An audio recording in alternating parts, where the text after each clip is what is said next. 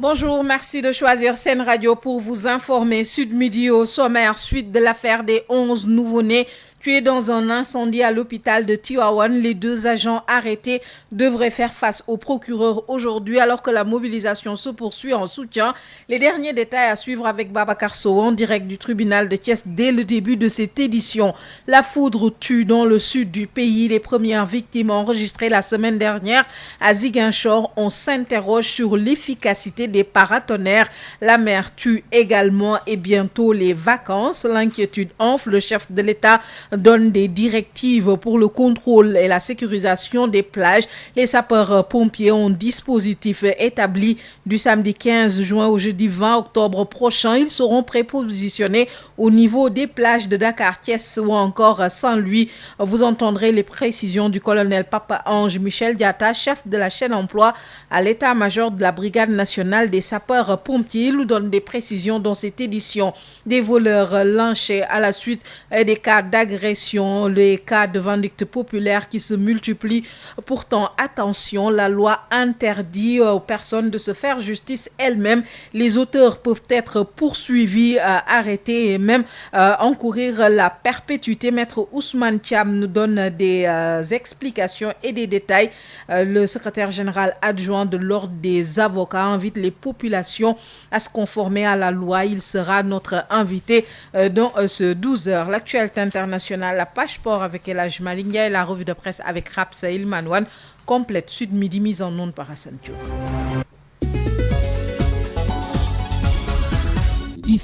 Bonjour à tous. Et puis, direction Thiès pour faire le point sur l'affaire des 11 nouveau-nés décédés dans un incendie survenu à l'hôpital de Tivaouane. 2 agents, une sage-femme et une aide infirmière ont été arrêtés. Elles devraient faire face au procureur après 2 retours de parquet à Thiès où la mobilisation se poursuit en soutien. Nous retrouvons au tribunal de Thiès notre correspondant Babacar Sow. Bonjour.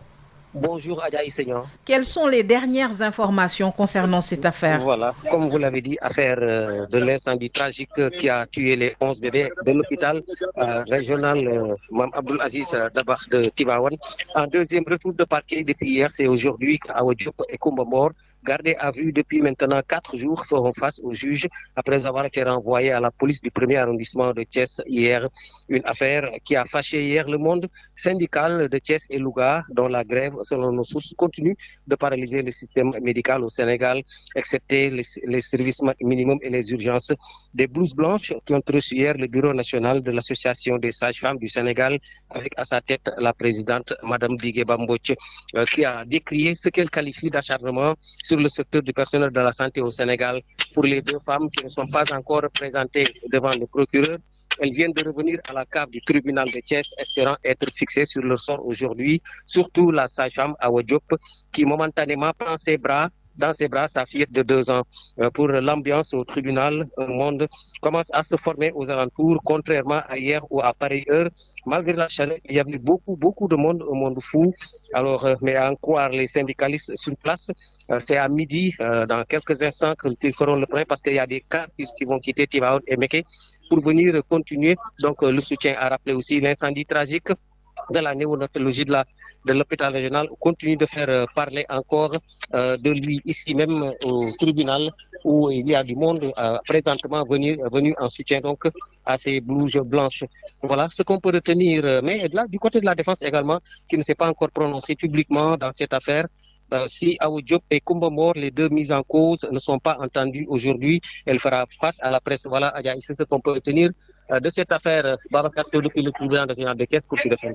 Merci beaucoup Babacar Sow. Après donc 4 jours de garde à vue, de retour de parquet, les 2 agents de l'hôpital de Tivaouane, une sage-femme et une aide infirmière devraient faire face au procureur aujourd'hui. Elles ont été arrêtées à la suite de l'incendie survenu à l'hôpital de Tivaouane et qui a entraîné la mort de 11 nouveau-nés. Des décès à la suite de la foudre à Ziguinchor. Le spectre de la foudre continue dompter les populations qui s'interrogent aujourd'hui sur l'efficacité des paratonnerres installés dans la région. Les victimes sont légion dans le sud du pays, exposé à la foudre qui tue à chaque hivernage. Un jeune garçon mortellement foudroyé la semaine dernière. Les paratonnerres installés protègent-ils les populations? Réponse avec Ignace Ndeye. Des paratonnerres installés dans divers endroits stratégiques dans la région. Et pourtant, les exemples de 4 victimes liées à la foudre font florès. C'est alors à se demander si ces paratonnerres sont vraiment efficaces, s'interrogent certains. Chaque année, la direction de la protection civile installe des paratonnerres dans toute la région. Il y a 2 ans, c'est une trentaine de paratonnerres qui ont été installés. Malgré tout, les populations sont souvent hantées par le spectre de la foudre et les grosses précipitations accompagnées de tonnerres et de violentes foudres qui continuent de semer la désolation. C'est certaines populations ici, ces dernières qui continuent de croire d'ailleurs que la présence de ces paratonnerres ne protège que les habitants des zones urbaines comme Ziguinchor. Ziguinchor, où d'ailleurs des paratonnerres ont été installés ces dernières années dans le département, 5 dans la commune de Ziguinchor, les autres à Niaguis et à Niassia. Mais dans les zones rurales, l'efficacité des paratonnerres est souvent réduite par l'absence de points culminants plus que les arbres, nous renseigne un observateur. Chaque année, des personnes sont foudroyées, comme ce jeune garçon récemment touché par la foudre et qui a rendu l'âme, d'où l'urgence d'inspecter constamment ces installations dans une zone intertropicale comme Ziguinchor, favorable aux orages et à la foudre. À côté de ces paratonnerres installés dont l'efficacité reste approuvée, Ziguinchor exige aujourd'hui plus de paratonnerres efficaces pour secourir ces populations contre les orages et la foudre qui tue à chaque hivernage. Ziguinchor, Ignace Ndeye, Sud FM. Ignace Ndeye, on meurt également dans la mer. Les cas de noyade se multiplient, notamment à l'approche des grandes vacances. Contrôle et sécurisation des plages à l'approche des vacances. Le chef de l'État a demandé hier au cours du Conseil des ministres au gouvernement de prendre toutes les dispositions nécessaires. Les sapeurs-pompiers ont déjà élaboré un plan d'intervention du samedi 15 juin au jeudi 20 octobre. Ils seront prépositionnés au niveau des plages de Dakar, Thiès, Saint-Louis et dans d'autres localités d'ailleurs. Ce sera de 9h à 19h, explique le colonel Papa Ange Michel Diatta, chef de la chaîne emploi à l'état-major de la Brigade nationale des sapeurs-pompiers. Le colonel Papa Ange Michel Diatta répond à Mame Diarra Da Silva. Pour cette année et dans le cadre de la mise en œuvre de la stratégie de prévention et de réduction des noyades, des équipes de plongeurs, donc les spécialistes en intervention subaquatique, seront proportionnés dans différentes plages. Donc c'est notamment des plages dans la région de Dakar, donc je donne des sites comme la plage de Ngor Virage, BCAO, Thiaroye-sur-Mer, Batal, Malibu, Cap des Biches, et j'en passe. On a également les plages dans la région de Thiès, principalement à Mbouré et à Saly. Les régions de Kaolack et de Fatick ne seront pas restes, avec des extensions également à l'intérieur de la région comme à Foundiougne, Fimela, Toubacouta. Nous avons également les plages de Saint-Louis et principalement les plages qui seront surveillées, ce seront les plages de l'Hydrobase et la plage de Salsal. Donc les équipes vont commencer à se mettre en place à partir du samedi 18 juin et c'est jusqu'au jeudi 20 octobre 2022. Et ce sera de 9h à 19h, donc sur l'ensemble des plages de ces différentes régions, pour assurer la prévention et les secours contre les accidents de baignade et accidents nautiques. C'est plus pour rapprocher les secours des populations que ce prépositionnement est décidé par le commandement. L'accent sera principalement mis sur la sensibilisation, notamment sur les jeux, mais la grande majorité des plages, ce sont des plages autorisées pour permettre quand même aux familles d'aller tranquillement se baigner dans ces plages-là où il y a moins de risques. Et vous avez assez d'effectifs? Les effectifs, effectivement, depuis quelques années quand même, vous avez assisté à la montée en puissance de la Brigade nationale des sapeurs-pompiers. C'est non seulement la logistique, mais surtout les ressources humaines, ce qui fait que sur ce plan-là, notamment par rapport aux spécialistes en intervention subaquatique, on n'a pas de souci particulier. Vous venez de suivre les précisions du colonel Papa Ange Michel Diatta, du groupement des sapeurs-pompiers. Il revenait sur le dispositif prévu pour éviter les cas de noyade. surtout à l'approche des grandes vacances. Et puis retenez cet avis de houle dangereuse et de vent fort. La météo annonce une houle dangereuse de secteur nord pouvant atteindre 3 mètres sur la Grande Côte sur l'axe Saint-Louis-Dakar.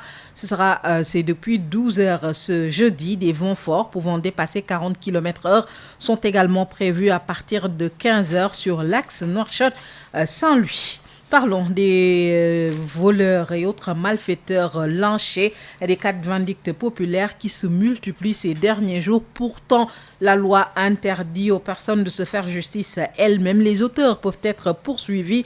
Le secrétaire général adjoint de l'Ordre des avocats invite les populations à se conformer à la loi. Maître Ousmane Thiam réagit au micro de El Hadj Malick Ndiaye. En fait, la loi dit, il y a déjà un adage qui dit que nul ne peut se faire justice lui-même. Donc, il est interdit à toute personne de se faire justice elle-même. Quand quelqu'un considère que quelqu'un lui a causé un tort ou qu'il y a un délit ou un crime qui vient d'être commis, que ça soit en flagrant délit ou qu'une personne puisse connaître l'existence d'un crime ou d'un délit, il lui est fait obligation de dénoncer cette personne, ou bien si cette personne est appréhendée, de la conduire vers les autorités judiciaires, c'est-à-dire la police ou la gendarmerie, pour qu'une enquête puisse être diligentée et qu'après cette enquête, qu'il soit présenté devant le procureur de la République, qui est le garant de l'ordre public. Aujourd'hui, nous avons vu, compte tenu de la récurrence des agressions que nous notons au niveau du pays, on a l'impression que les gens en ont un peu marre, excusez-moi du terme, et ont décidé de se faire justice eux-mêmes, ce qui est interdit par la loi. Donc, qui participe à une justice, ce qu'on appelle une justice populaire. S'il y a un crime, quelqu'un décède, il est possible qu'il soit lui-même poursuivi pour ce crime.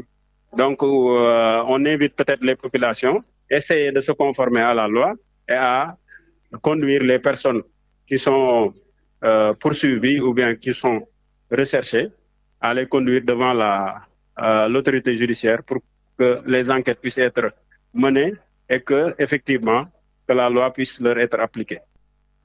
Vous venez de suivre les précisions de Maître Ousmane Thiam, secrétaire général adjoint de l'Ordre des avocats. Il sera tout à l'heure notre invité. Attention, danger, l'audiovisuel numérique pour enflammer le pays. Une alerte du président de l'Association des éditeurs et professionnels de la presse en ligne qui estime qu'il y a un laisser-aller dans le secteur. Pourtant, selon Ibrahim Lissa Faye, il suffit d'appliquer les dispositions du nouveau code de la presse promulgué depuis 2017 pour assainir le secteur. Il prône par ailleurs la mise en place d'un organe de régulation à la place du CNRA jugé obsolète. Ibrahim Lissa Faye, que nous écoutons au micro de Moustapha Sall. En fait, je dirais que ce n'est pas difficile de réguler le secteur de la presse en ligne parce que l'essentiel du travail est contenu dans le code de la presse. Il suffit juste d'appliquer les dispositions du code de la presse pour qu'en tout cas le secteur soit bien assaini. Parce qu'en fait, effectivement, on voit du tout et du n'importe quoi. Et depuis que le code est adopté en juillet 2017, malheureusement, il n'y a pas eu en tout cas de pas pour vraiment pousser les gens à se régulariser. Parce qu'en réalité, quand vous êtes presse en ligne, il y a des dispositions obligatoires auxquelles il va falloir se conformer. Mais malheureusement, en fait, il y a un laisser-aller et il n'y a aucune structure, ni aucune institution ou entité qui réclame à ces différentes entreprises de presse en ligne ou en tout cas sites, je dirais, en tout cas de se conformer à la loi. Et donc, comme ils ne sont pas, en tout cas, on ne leur demande pas de se conformer à la loi, eux, ils continuent d'exercer. Mais le danger réside dans l'audiovisuel numérique. J'attire encore l'attention des gens et des autorités sur ça. L'audiovisuel numérique aujourd'hui constitue le danger qui peut en tout cas enflammer ce pays. Et malheureusement, rien n'est fait. Le code de la presse a promu un nouveau texte qui, en tout cas, permet de remplacer l'organe de régulation actuel, mais rien n'est fait pour, en tout cas, réformer le CNRA. Et tant que ce n'est pas réformé, l'audiovisuel public va continuer de gangréner, je dirais pas seulement les médias, mais tout le pays. Et c'est quand même très grave et dramatique.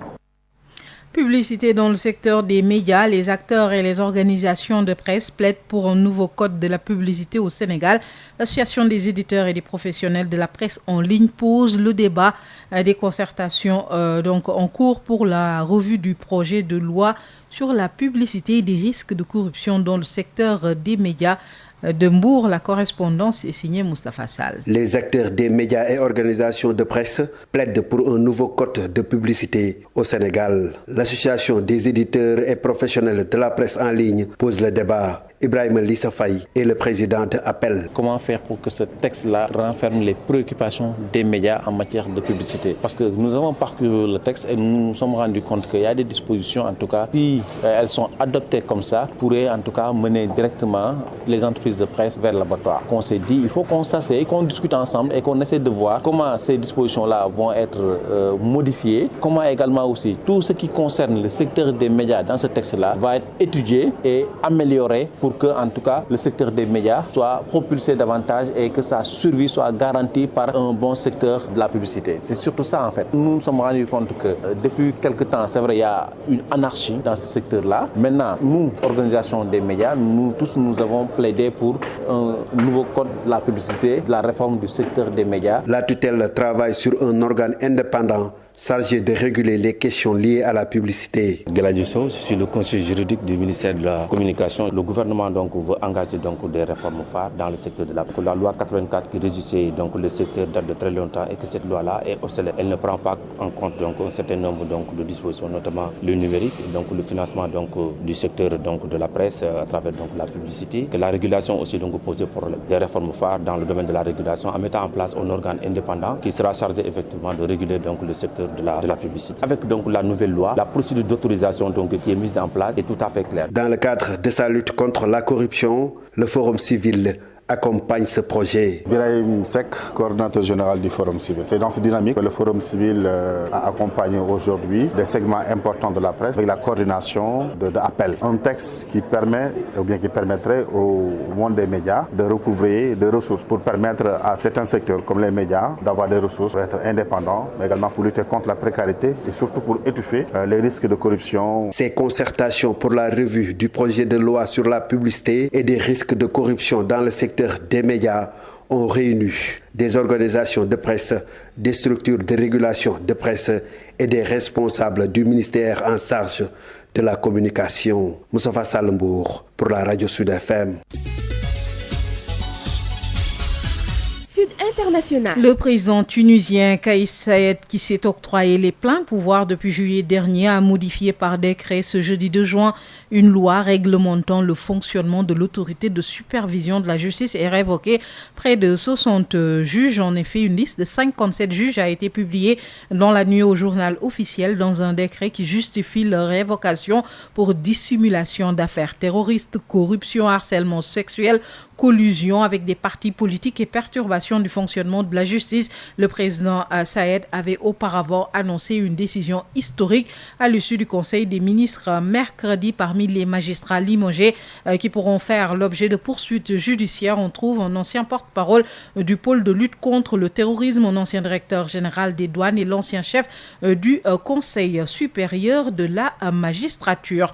Guerre en Ukraine, près de 20% du territoire ukrainien contrôlé par les forces russes. Les forces russes contrôlent actuellement 20% du territoire ukrainien, soit près de 125 000 km², a déclaré aujourd'hui le président ukrainien Volodymyr Zelensky dans une adresse au Parlement luxembourgeois.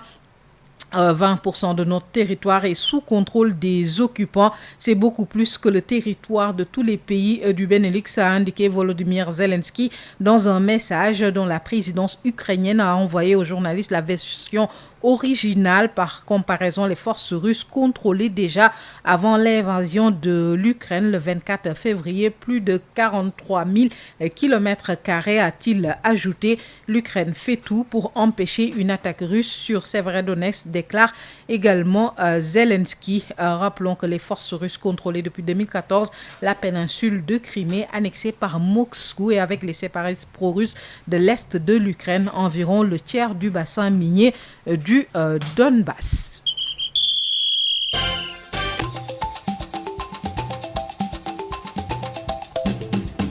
Tout de suite, l'actualité sportive. El Hadj Malick Ndiaye, bonjour. Bonjour, Radia. C'est une actualité sportive que nous ouvrons par le football avec les éliminatoires de la CAN 2023.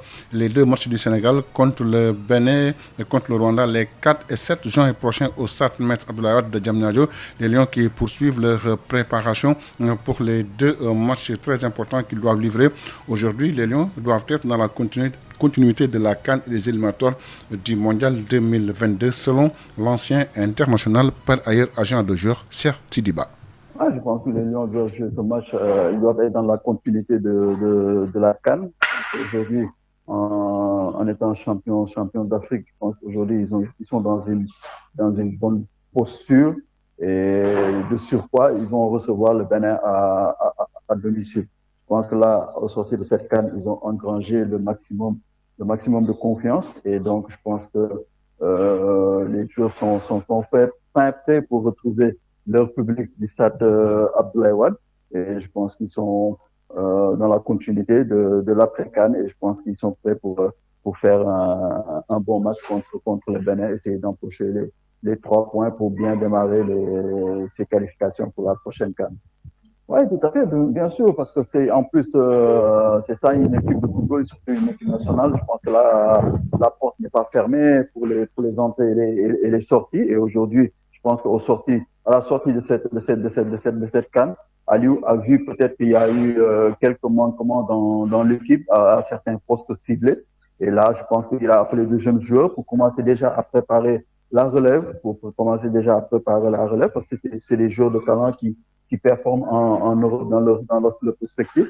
Et je pense que là, il est en train de recomposer encore cette équipe. Et on a vu qu'il a appelé que 3 nouveaux. Et donc, ce qui veut dire qu'il n'a pas trop touché à l'ossature de cette équipe pour ne pas bouleverser l'harmonie, pour ne pas bouleverser l'ambiance de ce groupe. Et donc, c'est des joueurs qui va commencer à incorporer petit à petit parce qu'il y a des trentenaires dans cette équipe et il faudra penser à la relève, à les remplacer. Et je pense que c'est une bonne chose de faire appel à ces jeunes. Maintenant, on verra si sur ces 2 matchs contre le Bénin et le Rwanda, Aliou va essayer de les donner du temps de jeu pour essayer de voir est-ce qu'ils peuvent être une plus-value pour cette équipe nationale. On verra s'ils ont vraiment l'occasion de jouer lors de ces 2 rencontres.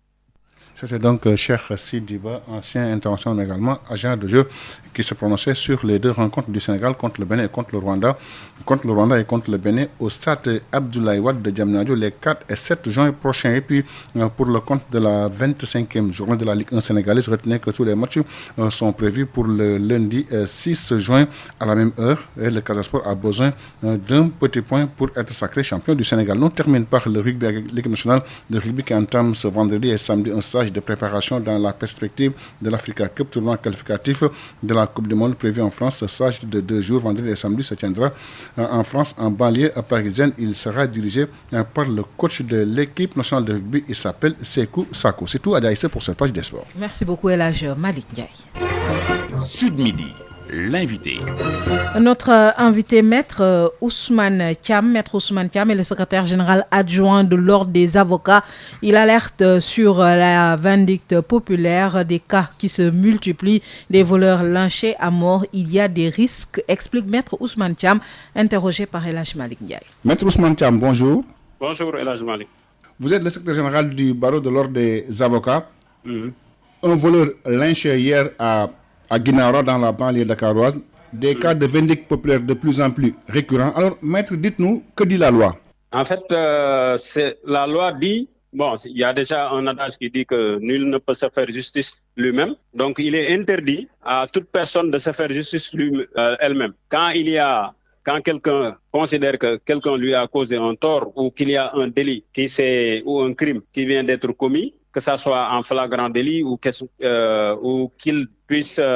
une personne puisse connaître l'existence d'un crime ou d'un délit, il lui est fait obligation de dénoncer cette personne, ou bien si cette personne est appréhendée, de la conduire vers les autorités judiciaires, c'est-à-dire la police ou la gendarmerie, pour qu'une enquête puisse être diligentée et qu'après cette enquête, il soit présenté devant le procureur de la République, qui est le garant de l'ordre public. Aujourd'hui, nous avons vu, compte tenu de la récurrence des agressions que nous notons au niveau du pays, on a l'impression que les gens en ont un peu marre, excusez-moi du terme, et ont décidé de se faire justice eux-mêmes, ce qui est interdit par la loi. Donc, qui participe à une justice, ce qu'on appelle une justice populaire, s'il y a un crime, quelqu'un décède, il est possible qu'il soit lui-même poursuivi pour ce crime. Donc, on invite peut-être les populations à essayer de se conformer à la loi et à conduire les personnes qui sont poursuivies ou bien qui sont recherchées, à les conduire devant l'autorité judiciaire pour que les enquêtes puissent être menées et que la loi puisse leur être appliquée. Alors, comment éviter ces genres de situations? Moi, je pense qu'aujourd'hui, ce qui provoque cette levée de bouclier, c'est que les populations ont peur. Il y a une psychose au niveau de la population qui fait que les gens ont l'impression qu'il n'y a plus de sécurité et que c'est un geste de survie pour les personnes qui sont là pour pouvoir essayer de sauver leur peau, comme on peut dire. Maintenant, c'est vrai, il appartient à l'État de prendre les mesures nécessaires parce que c'est l'État qui doit garantir la sécurité publique. Il lui faut mettre les moyens nécessaires pour qu'au moins les gens puissent vivre paisiblement et que leur sécurité soit garantie. Au-delà de l'État qui doit prendre ses responsabilités, quelle doit être la part des populations dans ce combat? Bon, la part des populations, c'est-à-dire ce qu'ils peuvent faire, c'est essayer, en tout cas, de prendre des mesures quand il y a des agressions ou qui sont au courant d'un crime, d'aller dénoncer. C'est la seule obligation qui pèse sur eux, mais il leur est interdit de se faire justice eux-mêmes. Donc, il est interdit aux gens de se faire justice eux-mêmes. Et s'il y a, comme ce que vous avez dit la dernière fois au niveau de la banlieue, si quelqu'un a été lynché à mort, s'il y a une enquête et que des personnes puissent être arrêtées, même avant d'être jugées, ils peuvent croupir en prison pendant un certain nombre d'années avant qu'il y ait une audience et qu'on puisse savoir que ce n'est pas eux ou ils sont innocents, etc. Mais, en tout cas, j'invite la population à ne pas participer à ce genre de justice populaire et en sorte que si une personne a été arrêtée pour un crime ou un délit, de la conduire vers les autorités judiciaires, la police ou sont détenteurs de cette force publique. C'est-à-dire la population ne peut pas avoir accès, on peut dire, au président de la République, mais la population a élu des députés. Les députés sont là pour la population. Donc, il appartient à ces députés faire ce qu'on appelle leur travail, ce qui, par exemple, faire des questions orales, etc., pour appeler le gouvernement devant l'Assemblée nationale et leur demander de prendre les dispositions nécessaires et pour que la sécurité des populations puisse être garantie. Leur demander quels sont les moyens qu'ils tentent ou bien qu'ils envisagent de mettre en œuvre pour qu'au moins la population puisse se sentir sécurisée parce que la sécurité publique dépend de l'État. Le ministère à travers le ministère de l'Intérieur et le ministère des Forces armées. Donc, dans les grandes démocraties, comme on le fait, si vous voyez l'actualité, à la France, le problème qui est survenu au niveau du Stade de France, on a appelé le ministre de l'Intérieur pour lui poser des questions, qu'est-ce qui est à l'origine de ça? Donc, il appartient aux députés de prendre les discussions et d'appeler le gouvernement au niveau de l'Assemblée nationale pour lui demander de s'expliquer sur la récurrence des agressions et des meurtres et lui demander de prendre les dispositions nécessaires pour que la population se sente sécurisée. Ça, c'est ce qui incombe aux députés et il leur appartient aujourd'hui de prendre en cette disposition et de prendre les mesures nécessaires pour que en tout cas le gouvernement ait ses responsabilités par rapport à la sécurité des populations. Maître Ousmane Thiam, je vous remercie. Je vous remercie. Je rappelle que vous êtes le secrétaire général de l'Ordre des avocats du Sénégal. Merci, El Hadj Malick.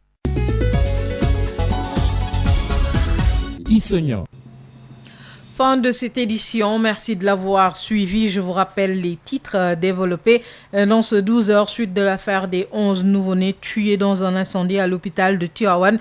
Les 2 agents arrêtés devraient faire face au procureur aujourd'hui alors que la mobilisation se poursuit en soutien. Vous avez suivi les derniers détails avec Babacar Sow. Il était en direct depuis le tribunal de Thiès. La foudre tue dans le sud du pays. Les premières victimes déjà enregistrées à Ziguinchor. On s'interroge aujourd'hui sur l'efficacité des paratonnerres. Les cas de noyade préoccupent également à l'approche des grandes vacances. Le chef de l'État hier en Conseil des ministres a demandé la mise en place d'un dispositif de contrôle et de sécurisation des plages. Les sapeurs-pompiers ont déjà élaboré un plan du 15 juin au jeudi 20 octobre prochain. Ils seront prépositionnés au niveau des plages à Dakar, Thiès, Saint-Louis, mais également dans d'autres localités. Vous avez suivi les précisions du colonel Papa Ange Michel Diatta dans ce 12 heures. Nous avons également évoqué les 4 vindictes populaires des voleurs lynchés à mort. Les cas se multiplient. Pourtant, la loi interdit de se faire justice soi-même. Les auteurs peuvent être poursuivis. Vous avez suivi les précisions du secrétaire général adjoint de l'Ordre des avocats. Maître Ousmane Thiam était l'invité de ce 12 heures mis en onde par Hassan Thioune. Merci de l'avoir suivi. Le Wolof à 13h avec El Hadj Maodo Faye. Bonne suite de programme.